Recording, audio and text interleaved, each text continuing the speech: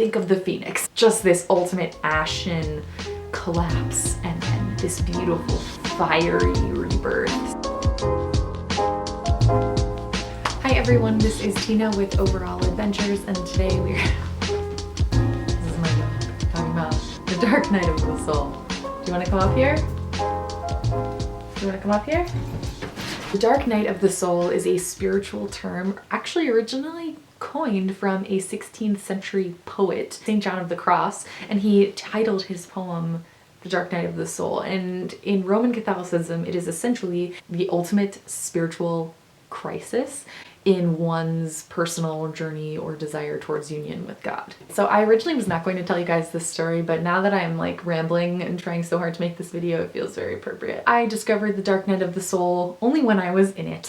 It was triggered for me by a huge life event, and that was when my fiance broke up with me, actually.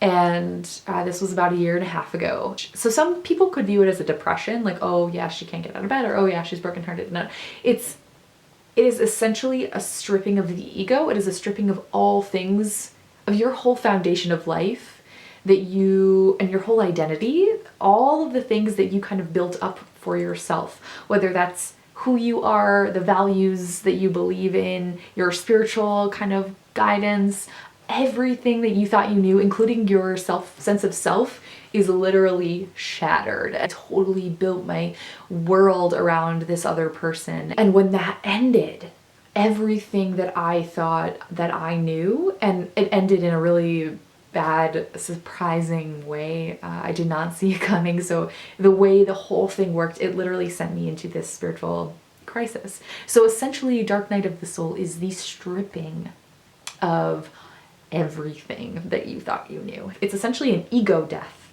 an identity death, or a spiritual death in yourself. I believe in these kind of archetypes that throughout life, especially for women, I know there's one for men, I don't know what it is, but for women, there's 4 archetypes, and that is maiden, mother, queen, and crone. And we pass through each of these as we get older. From what I've learned from my spiritual teacher is that to get through each of these, often there is a mini dark night of the soul in between each of those stages. So for me, this dark night of the soul was my first. It was my time from maidenhood into this kind of ingenue figure into this mother. And no, I'm not pregnant, and mother figure doesn't have to mean pregnancy. It can mean becoming the mother of yourself. I needed to lose everything in order to recreate myself and to become the mother of myself instead of the mother of my partner or the mother of everybody else, or having my partner be my source of identity. I needed to literally lose it all so that I could bring it all back to me. So for me, the dark night of the soul, man, it lasted for months. I'm not going to lie, probably like 6 to 8 months, and I'm still in the shadows of something. The best way that I found to get through the dark night of the soul is to go with the symptoms, so go with the pain and to lean into it and create from it. The importance is that it's a rebirth. So yes, there is this heaviness, there is this blackness, but it is through that we learn our own strength. And whatever we are struggling with most, whether that is our sense of self, whether that is our voice, our expression, that will usually be what is the biggest thing that we lose. So if you're in the dark night of the soul, or if you're just learning about it, whatever the biggest loss is usually what will absolutely be reborn and totally transformed. So we see traces of the dark night of the soul through lots of artists and spiritual people throughout time, but it's important for me to tell you that it's not essential. Like, if you don't have a dark night of the soul, like, trust me, it is okay. And the key is honesty with yourself. I mean, I always feel like the key is honesty and vulnerability. Breathing into that and recognizing that it is through ash that we transform, right? It is through this movement that we will grow. For our artist spotlight in this video, I have 2 people to share with you. The first is Jessie, the writing yogi on Instagram. She basically made this beautiful diorama of her inner child, and she basically made a home for her inner child in her own space. I think this is such a beautiful idea.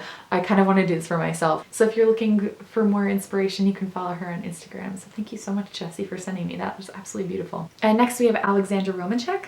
sorry if I'm saying your name wrong, but she sent me basically her artist website, and it's beautiful. Her creative process is really interesting. She talks about this idea of artistic alchemy, which I absolutely love. So she combines art and spirituality, which is like, oh my gosh. And she kind of views herself as this like almost artistic shamaness, and it's absolutely beautiful. The way she kind of uses art to kind of pull out or expose the spiritual in this world. So thank you so much for sharing that with me, Alexandra. And she, if you want to see her artist website, click it right here. So thank you so much for joining me. I'm Tina with Overall Adventures. I wish you honesty in facing your grittiness and facing your own underbelly and facing the underbelly of this spiritual world. So if you have any questions, comments, etc., please let me know in the comments below. If you have any other video ideas, or if you like these more like spiritual videos, let me know.